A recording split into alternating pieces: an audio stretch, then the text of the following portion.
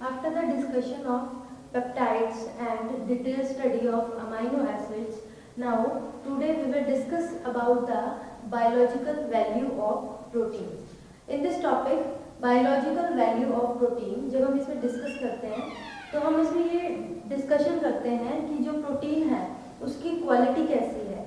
तो उसको मेज़र करने के लिए, to measure the quality of protein, हम चेक करते हैं कि उसमें जो प्रोटीन है कितने असेंशियल अमाइनो एसिड सप्लाई कर रहा है। ठीक है, तो इसको डिटेक्ट करते हैं with the help of biological value. इसको बायोलॉजिकल वैल्यू से डिटेक्ट करते हैं। सो बायोलॉजिकल वैल्यू किस लिए हम डिटेक्ट करते हैं? To check the quality of protein,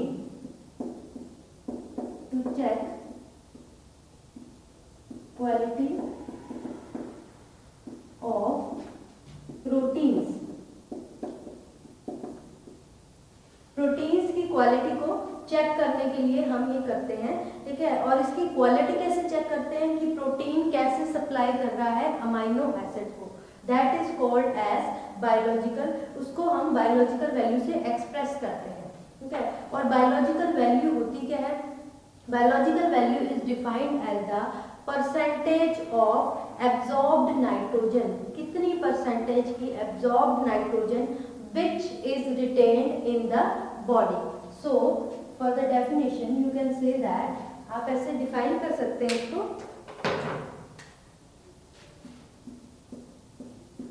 percentage of nitrogen absorbed which is retained in body, जो बॉडी में रिटेन रहता है, which is retained in the body। ठीक है, which is retained in body। तो ये होगी इसकी डेफिनेशन। अब इसकी एस्टिमेशन कैसे की जाती है? हमने देखा कि प्रोटीन है, उसकी क्वालिटी चेक करने के लिए हम बायोलॉजिकल वैल्यू फाइंड आउट करते हैं। ठीक है, और बायोलॉजिकल वैल्यू क्या होती है? प्रोटीन की क्वालिटी चेक करने के लिए ये देखते हैं कि प्रोटीन कैसे एसेंशियल अमाइनो एसिड सप्लाई कर रहा है, और वो बायोलॉजिकल वैल्यू से कैलकुलेट करते हैं। Biological value is defined as the percentage of nitrogen absorbed which is retained in the body. ठीक है, अब इसको एस्टिमेशन करने के लिए प्रैक्टिकल पॉइंट ऑफ व्यू से क्या किया जाता है? एनिमल स्टडी करते हैं। ठीक है, एनिमल स्टडी में हम क्या करते हैं, जो एनिमल है फर्स्ट ऑफ ऑल उसको प्रोटीन फ्री डाइट पे रखते हैं 2 डेज के लिए। ठीक है, अब उसके बाद हम उसमें से जो नाइट्रोजन है वो हम कैसे डिटेक्ट कर सकते हैं? जो उसका फिकल नाइट्रोजन है उसकी एस्टिमेशन करते हैं बाय, हम कैसे obtaining the amount of metabolic nitrogen. जो मेटाबॉलिक नाइट्रोजन है फिकल में, उसको हम अमाउंट को एस्टिमेट करते हैं। नंबर 2, उसके बाद जो यूरिनरी नाइट्रोजन है उसकी एस्टिमेशन करते हैं। उसकी एस्टिमेशन हम किससे करते हैं? With the help of urinary nitrogen. Urinary nitrogen की हेल्प से उसकी एस्टिमेशन करते हैं।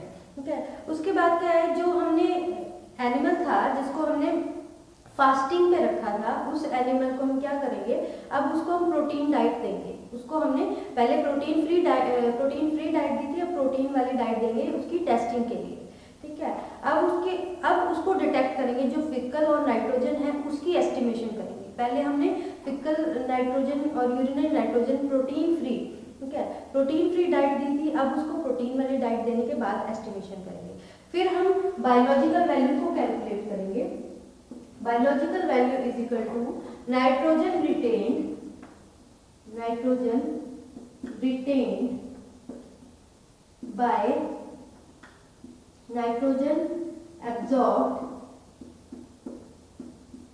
इनटू 100। इससे हम बायोलॉजिकल वैल्यू को कैलकुलेट कर सकते हैं।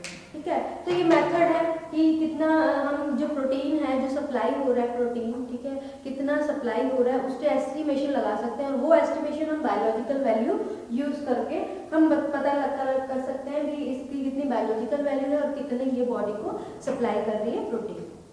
ठीक है, इस मेथड से हम निकाल सकते हैं नाइट्रोजन रिटेन, जिसमें मेथड में प्रैक्टिकली एनिमल को हमने पहले प्रोटीन फ्री डाइट पे रखा, उसका फिकल और यूरिनरी नाइट्रोजन देखा, एस्टिमेट किया कितनी अमाउंट है, उसके बाद हमने उसको फिर प्रोटीन डाइट दी और उसके बाद एस्टिमेशन किया कितना रिटेन हुआ और कितना एब्जॉर्ब इनटू 100। ठीक है, ये तो हो गया हमारा प्रोटीन। इसको हम इस तरह से भी लिख सकते हैं, nitrogen intake minus nitrogen in the faecal matter minus nitrogen in urine. ठीक है, अपॉन में नाइट्रोजन इनटेक कितना था और कितना नाइट्रोजन जो कि फीकल मैटर में कितना निकला है, उससे हम देख सकते हैं भी कितना रिटेन बॉडी में कितना रिटेन रहा, कितना एब्जॉर्प्शन हुआ, उससे हम ये डिटेक्ट कर सकते हैं और ये डिटेक्शन बायोलॉजिकल वैल्यू से हम कर सकते हैं। उसके बाद बात करें अगर हम biological value, biological importance of protein, ये तो हमने बायोलॉजिकल वैल्यू की, अब हम बात करते हैं बायोलॉजिकल इंपॉर्टेंस।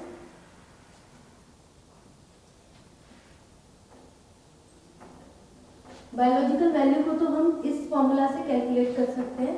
अब आगे बायोलॉजिकल इंपॉर्टेंस, जो प्रोटीन्स हैं वो बायोलॉजिकली कैसे इंपॉर्टेंट है, क्या इंपॉर्टेंट रोल प्ले करता है।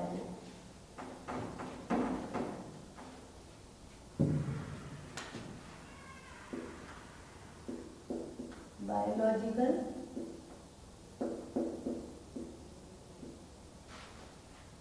Importance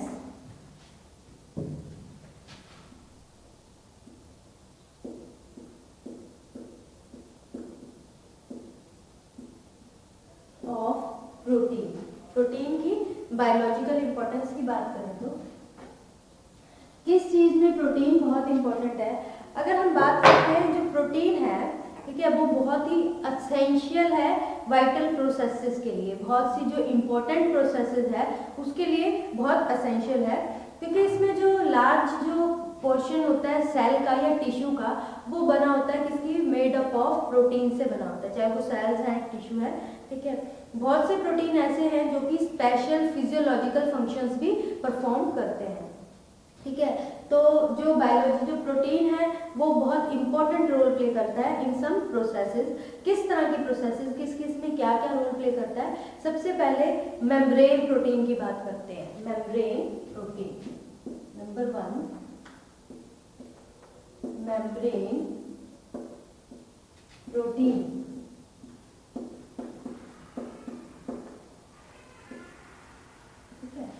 membrane proteins, membrane protein में क्या है, जो प्रोटीन है और लिपिड है वो मेजर स्ट्रक्चर है किसका, सेल का। जो सेल कंपोनेंट है, जो मेम्ब्रेन है सेल की, वो किसकी बनी हुई है, लिपिड और प्रोटीन्स की बनी हुई है। ठीक है, तो प्रोटीन किससे एसोसिएटेड है, जो प्रोटीन की जो मेम्ब्रेन है। ठीक है, दो तरह के प्रोटीन्स होते हैं, जो मेम्ब्रेन है प्रोटीन की, जो सेल की मेम्ब्रेन है वो किसकी बनी होती है, प्रोटीन की बनी होती है।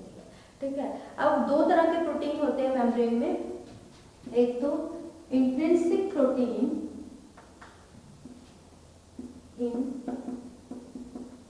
Intrinsic protein and extrinsic proteins.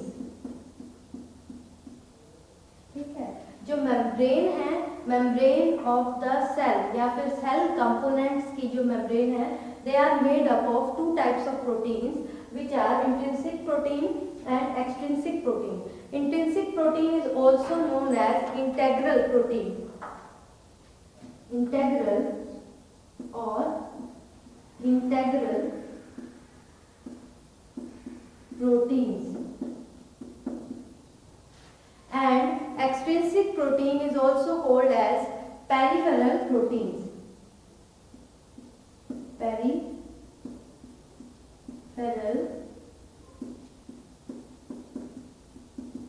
Proteins. ठीक है, तो जो इंट्रिंसिक प्रोटीन होती है उसमें क्या होते हैं, इंट्रिंसिक प्रोटीन इंक्लूड्स, जो इंट्रिंसिक प्रोटीन होते हैं उसमें ट्रांसलोकेजेस होते हैं। That translocases help in regulate the movement of substance across the membrane. जो ट्रांसलोकेट, इसमें ट्रांसलोकेट एंजाइम होता है जो कि इंक्लूड ट्रांसलोकेजेस,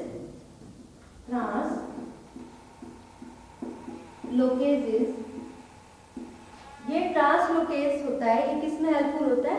मूवमेंट अक्रॉस द, जो सब्सटेंस का मूवमेंट है मेम्ब्रेन के अक्रॉस, उसकी मूवमेंट में हेल्पफुल होता है, ठीक है। अब पेरिफेरल प्रोटीन होता है, इसमें साइटोक्रोम सी होता है, that cytochrome C and monoamine oxidase, monoamine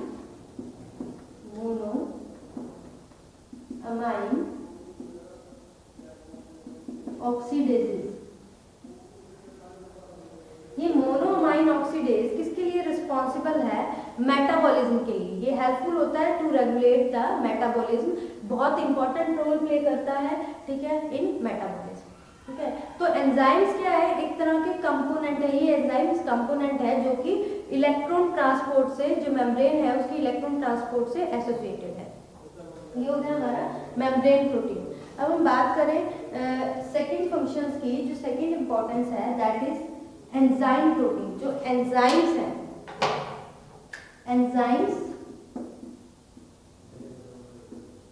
जो proteins, all proteins are mostly enzymes, जितने भी प्रोटीन हैं वो एंजाइम्स है।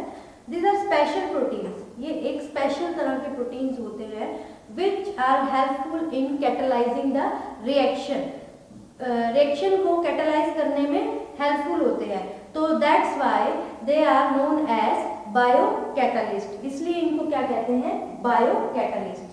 All proteins are enzymes and they are helpful in catalysis of reaction, that is why they are called as biocatalyst, इसलिए इनको बायोकैटालिस्ट कहा जाता है। अब जो बायोकैटालिस्ट है ये it is responsible to influence the rate of chemical reaction, या फिर you can say that rate of biochemical reaction को इन्फ्लुएंस करने में, चेंज करने में हेल्पफुल होता है। तो इट influence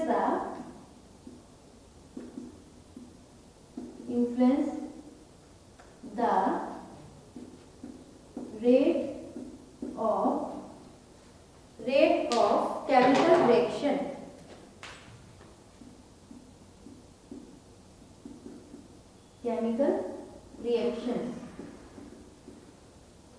ठीक है। तो रेट ऑफ केमिकल रिएक्शन को चेंज करने के लिए ये रिस्पॉन्सिबल होता है। तो ये हो गया हमारा एंजाइम्स, और because all proteins are enzymes.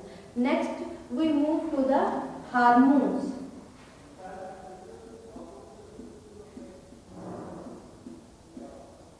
Some enzymes, some hormones act as protein. बहुत से ऐसे हार्मोन्स हैं जो कि प्रोटीन की तरह एक्ट करते हैं। For example several hormones are peptides, बहुत से हार्मोन्स हैं जो कि पेप्टाइड्स होते हैं या फिर प्रोटीन्स होते हैं, ठीक है। That peptides and proteins play an important role in the regulation of metabolic reaction. तो ये किसके लिए रिस्पॉन्सिबल है? Regulation of, it is responsible for regulation of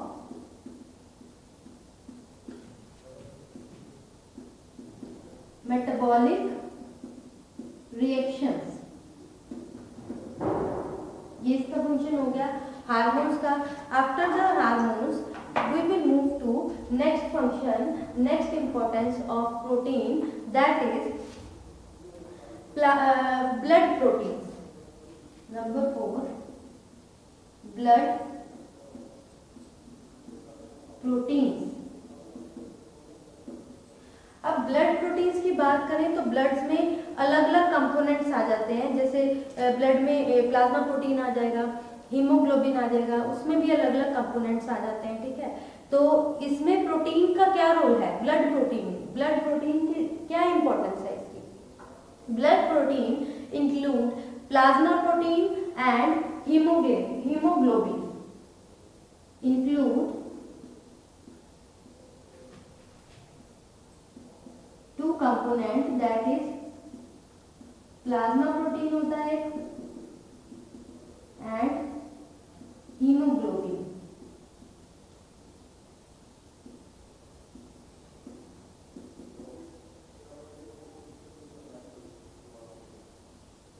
ठीक है, तो ये दोनों कंपोनेंट कंटेन करता है। अगर हम बात करें, सबसे पहले हम प्लाज्मा प्रोटीन की बात करें।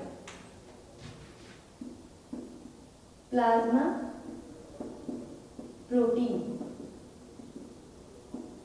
प्लाज्मा प्रोटीन क्या कंटेन करता है? ये ग्लोबुलिन और फिब्रिनोजन कंटेन करता है, ठीक है, जो कि बहुत इंपॉर्टेंट रोल प्ले करता है in the defence mechanism, body के डिफेंस मैकेनिज्म में, डिफेंस सिस्टम में बहुत इंपॉर्टेंट रोल प्ले करता है। It contains globulin and fibrinogen. इसमें ग्लोबुलिन होता है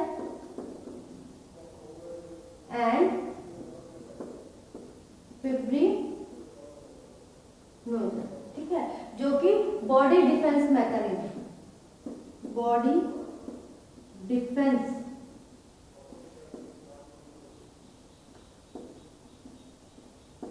मैकेनिज्म करता है by producing the antibodies, antibodies produce करता है, ठीक है। अब इसमें जो फिब्रिनोजन है इसको ब्लड क्लोटिंग फैक्टर भी कहते हैं। This fibrinogen is also known as blood clotting factor, blood clotting factor which is helpful in the clotting during the bleeding, blood की क्लॉटिंग करने में हेल्पफुल होता है। इस फिब्रिनोजन को ब्लड क्लॉटिंग फैक्टर भी कहते हैं। तो ये हो गया प्लाज्मा प्रोटीन का फंक्शन। अब बात करें इसमें एल्ब्यूमिन की। एल्ब्यूमिन भी एक तरह का प्रोटीन है which is synthesized in liver, liver में सिंथेसाइज्ड होता है and responsible for maintenance of osmotic pressure of plasma. जो ऑस्मेटिक प्रेशर है प्लाज्मा का उसको मेंटेन करके रहता है, ठीक है, और ट्रांसपोर्टेशन करता है बहुत से मटेरियल की, लाइक जैसे बिलिरुबिन, बिलिरुबिन की ट्रांसपोर्टेशन में हेल्प करता है। तो ये नेक्स्ट है हमारा एल्ब्यूमिन, ठीक है। Albumin is also a protein, it is a protein which is synthesized in liver में synthesized हो रहा है और इसकी synthesis से ये किस में हेल्पफुल है? It is helpful in osmotic, जो प्लाज्मा का ऑस्मेटिक प्रेशर है उसको मेंटेन कर रहा है और बहुत सारे ऐसे मटेरियल है जिसकी ट्रांसपोर्टेशन में हेल्पफुल है। नेक्स्ट है हमारा हिपैटोग्लोबुलिन, हिपैटोग्लोबुलिन। हिपैटोग्लोबुलिन में क्या काम करता है? जो हिपैटोग्लोबिन है it is also called as alpha 2 globulin भी कहा जाता है। It is also a protein. जब आरबीसी डैमेज हो जाते हैं तो जो हीमोग्लोबिन है वो हिपैटोग्लोबुलिन से बाइंड कर जाता है। उसके साथ बाइंड करने के क्या कारण होता है? ताकि वो यूरिन के थ्रू एक्सक्रीट आउट ना हो जाए, ठीक है, तो ये काम होता है। It is also a protein. उसके बाद जो नेक्स्ट है वो हमारा transferrin,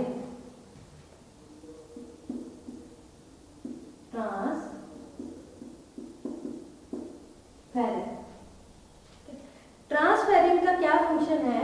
first of all transferrin is a protein which is also called as beta globulin. इसको बीटा ग्लोबुलिन भी कहते हैं। अल्फा जहाँ हिपैटोग्लोबुलिन है, ठीक है, उसको अल्फा 2 ग्लोबुलिन कहते हैं, alpha 2 globulin and this transferrin is called as beta globulin.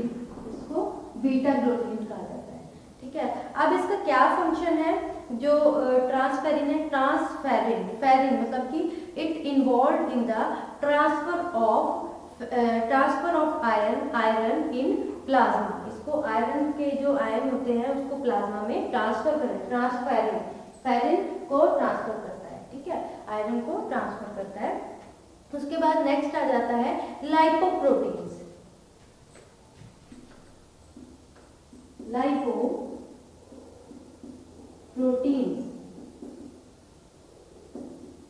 Lipoprotein यानी लिपिड से रिलेटेड है। It is concerned with the transport of fat in blood. Lipid यानी फैट से रिलेटेड है, तो ये ट्रांसपोर्टेशन में हेल्प करता है, ट्रांसपोर्टेशन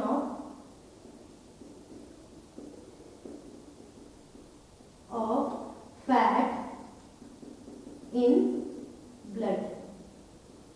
ब्लड में फैट की ट्रांसपोर्टेशन में हेल्पफुल है ये, ठीक है। उसके बाद नेक्स्ट आ जाता है हमारा हीमोग्लोबिन। हीमोग्लोबिन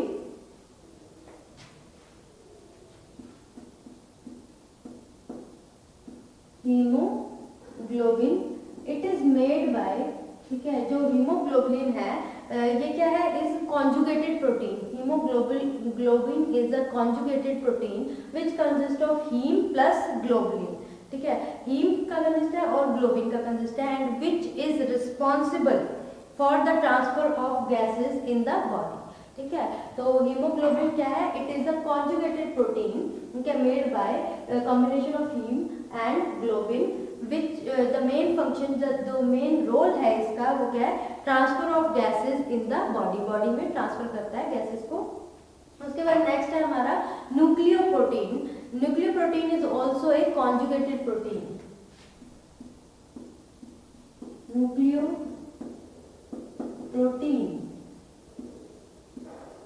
जो न्यूक्लियोप्रोटीन है वो भी क्या है, कॉन्जुगेटेड प्रोटीन है सेल न्यूक्लियस का, conjugated protein of cell nuclei. उसके बाद जो नेक्स्ट हमारा इसका बायोलॉजिकल इंपॉर्टेंस है दैट इज एंटीबायोटिक्स। कुछ एंटीबायोटिक्स हैं जो कि पेप्टाइड्स की बनी होती हैं, जैसे फॉर एग्जांपल पेनिसिलिन जी, वो पेप्टाइड्स की बनी होती है। उसके बाद कोलेजन की बात करें, collagen is a fibrous protein. Collagen क्या है, एक फाइब्रस प्रोटीन है जो कि बहुत सारे जो टिश्यूज होते हैं वो कोलेजन के बने होते हैं, मेड अप ऑफ कोलेजन। ठीक है, तो ये हो गया हमारी बायोलॉजिकल इंपॉर्टेंस। क्या है इसकी बायोलॉजिकल इंपॉर्टेंस, हमने इसमें पढ़ा कि मेम्ब्रेन प्रोटीन में दो तरह की प्रोटीन से बनी होती है, एक्सट्रिंसिक और इंट्रिंसिक। इनके फंक्शन पढ़े कि क्या क्या रोल प्ले करते हैं, ये मेम्ब्रेन को क्रॉस करने में हेल्पफुल करते हैं, इसमें ट्रांसलोकेजेस होते हैं, उसमें मोनो अमाइन ऑक्सीडेजेस, ये किस में हेल्पफुल करते हैं। ठीक है, उसके बाद क्या होता है, एंजाइम्स जो कि बायो कैटलिस्ट की तरह एक्ट करते हैं, ये प्रोटीन्स ही होते हैं। All enzymes are proteins influence the rate of chemical reaction को, इसलिए इनको बायो कैटलिस्ट करते हैं। हार्मोन्स पढ़े हैं, रेगुलेशन करते हैं मेटाबॉलिक रिएक्शंस को। ब्लड प्रोटीन्स है जिसमें प्लाज्मा प्रोटीन्स आ जाएंगे और हीमोग्लोबिन आ जाएंगे। इनके अलग अलग एक्टिविटीज हैं, जो अलग अलग फंक्शंस हैं, जो अलग अलग एसेंशियल रोल प्ले करते हैं उन प्रोसेसेस को कंप्लीट करने के लिए। ये तो होगी हमारी biological importance of protein.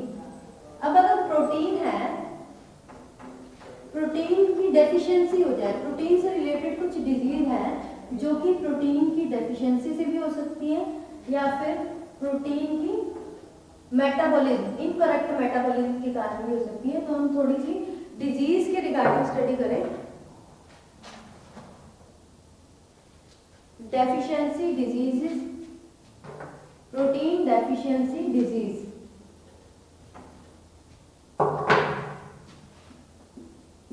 Protein deficiency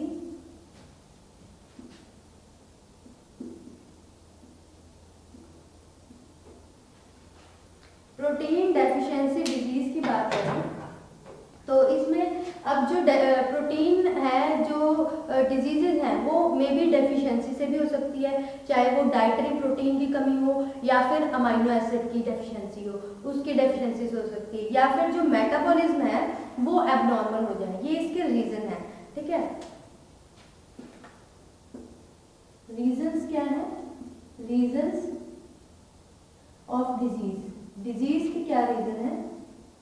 ठीक है, इसके रीजन है एक तो जो प्रोटीन है, डाइटरी प्रोटीन है,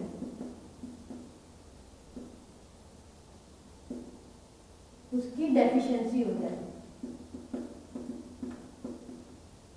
ठीक है, और क्या हो गया, या फिर एबनॉर्मल मेटाबॉलिज्म, एबनॉर्मल मेटाबॉलिज्म हो या फिर जो डाइटरी प्रोटीन है उसकी डेफिशिएंसी हो जाए। ठीक है, अमीनो एसिड की डेफिशिएंसी। अब इन डेफिशिएंसी से कौन कौन सी डिजीज हो सकती है। फर्स्ट ऑफ ऑल हम अगर पढ़े डाइटरी प्रोटीन डेफिशिएंसी या फिर अमीनो एसिड डेफिशिएंसी, तो इसके कारण जो डिजीज होती है वो है क्वेशियोर्कर एंड मेरास्मस।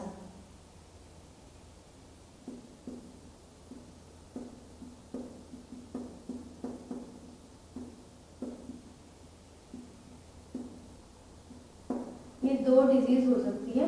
ठीक है, क्वेशियोर्कर एंड मेरास्मस। जो क्वेशियोर्कर है ये क्या होते हैं, प्रोटीन एनर्जी मल न्यूट्रिशन भी कहा जाता है। इस डिजीज को प्रोटीन एनर्जी माल न्यूट्रिशन कहा जाता है। क्यों? क्योंकि इसमें क्या होता है, जो इसमें डाइट, जब जो बच्चा है जैसे 2-3 साल का है, उसको जब मिल्क से जब अपनी डाइट पे आता है तो उसको जो डाइट मिल रही है उसमें जो प्रोटीन की अमाउंट है वो कम होती है, इतनी कम होती है जिसके कारण क्या होती है, क्वेश्चन हो जाती है। इसमें क्या होती है, उसकी जो ग्रोथ है उसकी रिटार्डेशन हो जाती है, ठीक है। और उसमें क्या होता है, जो स्किन है, स्किन पे पिगमेंटेशन होने लग जाती है, हेयर थिन होने लग जाते हैं, ठीक है, थिकनिंग होने लग जाती है, क्रैक्स हो जाते हैं, अल्सरेशन की प्रॉब्लम हो जाती है, वॉमिट, डायरिया, डिहाइड्रेशन जैसी प्रॉब्लम हो जाती है। तो इसकी डेफिशिएंसी को या फिर प्रोटीन डेफिशिएंसी की ट्रीटमेंट के लिए क्या कर सकते हैं, बच्चे की डाइट में प्रोटीन ज़्यादा दो उसको, जैसे milk, through the milk, egg, soybean, with the help of this वो ट्रीटमेंट हो जाएगा उसकी डाइट में प्रोटीन की जो अमाउंट है उसको इंक्रीज कर दो, उसको एनहांस कर दो। उसके बाद आता है मैरास्मस।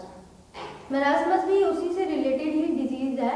इसमें भी प्रोटीन की जब अमाउंट है कम हो जाती है, जब बच्चा क्या होता है मिल्क से डाइट पे आता है उसके अमाउंट कम है, तो इसमें क्या होता है, अगर मान लो जो उसको जब सिर्फ मिल्क पे डिपेंडेंट होता है, जब छोटा इन्फेंट होता है डिपेंडेंट होता है मिल्क पे, तो उसको जब मिल्क दिया जाता है वो ज़्यादा डाइल्यूट फॉर्म में दिया जाता है, और उसके बाद जब डाइट मिलनी है तो डाइट में भी उसको प्रोटीन नहीं मिल रहा, तो पहले भी प्रोटीन की कमी रहेगी, अब आगे भी प्रोटीन की कमी हो गई, ठीक है। तो इसके कारण उसको मैरास्मस हो सकती है ये डिजीज।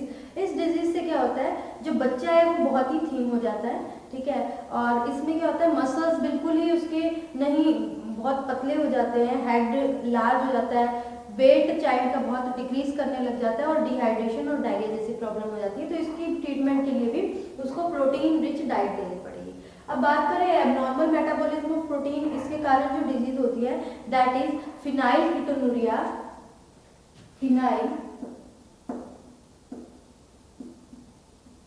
कीटोनुरिया,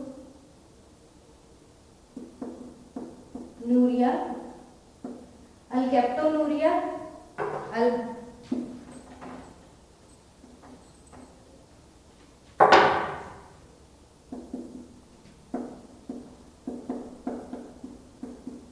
अल्केप्टोनुरिया, एल्बिनिज्म, ठीक है, इस तरह की डिजीज हो जाती है। जैसे थोड़ा फिनाइलकीटोनुरिया के बारे में बता देती हूँ। ये एक मेटाबॉलिक डिसऑर्डर है।